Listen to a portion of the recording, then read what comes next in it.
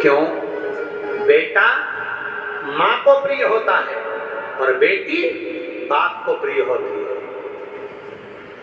शंकर भगवान को जितने गणेश प्रिय नहीं, शंकर भगवान को जितने कार्तिकेय प्रिय नहीं, शंकर भगवान को उतनी प्रिय है शंकर भगवान की 6 लड़की है।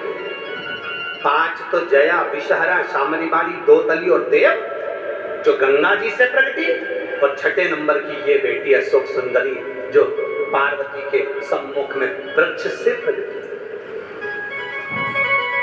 शंकर की प्रियता है। जितने लोग कथा को सुन रहे हैं इस टीवी के माध्यम से, जितने लोग कथा को ऑनलाइन श्रवण कर रहे हैं, उन घर में अगर पिता होगा तो उस पिता की दशा बेटी से और बेटी की दशा पिता से। कितना सुंदर कहा है भीष्म गीता में। भीष्म गीता, भीष्म पितामह बाणों की सैया पर पड़े रहकर अर्जुन को ज्ञान उपदेश देते हैं। कई गीता हुई, कपिल गीता, दत्त गीता, श्रीमद् भगवत गीता, गर्भ गीता, उसमें एक गीता है, एक ललिता गीता भी एक गीता, उसमें भीष्म गीता है। पढ़िएगा कभी। भीष्म गीता में अर्जुन को भगवान भीष्म पितामह बाणों के सैया पर पड़े रहकर कहते हैं, अरे अर्जुन 4 तरह का भोजन बेकार होता है।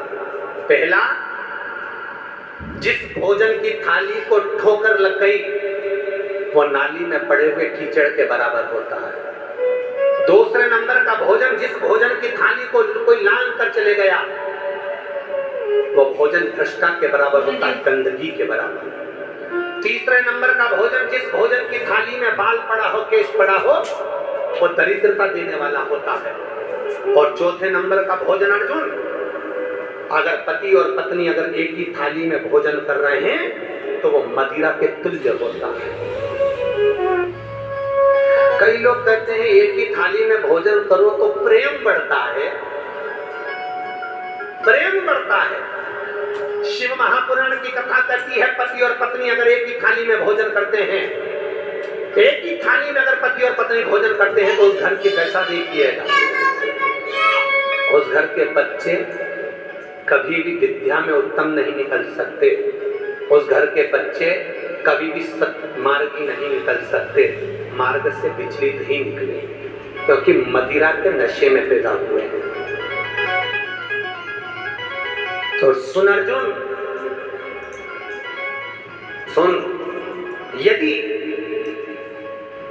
बेटी कुंवारी है और बाप के साथ में बैठकर भोजन करती है तो उस बाप की कभी अकाल मौत नहीं होती है, क्योंकि बेटी बाप के काल का हरण कर लेती है। बेटी कुंवारी है, बेटी की शादी हो जाए जब पहले वो पिता के साथ भोजन ना करे क्योंकि गोत्र बदल गया, पर बेटी जब तक कुंवारी है बाप के साथ बैठकर भोजन करेगी तो बाप के काल को हरण कर लेगी। ये उसी तरह जैसे एक गाय ब्याह गई हो और एक गाय कुंवारी हो। महाराज, ब्याही हुई गाय का गोबर से लीपने से ज्यादा फलदायी होता है कुंवारी गाय का गोबर से लीपना।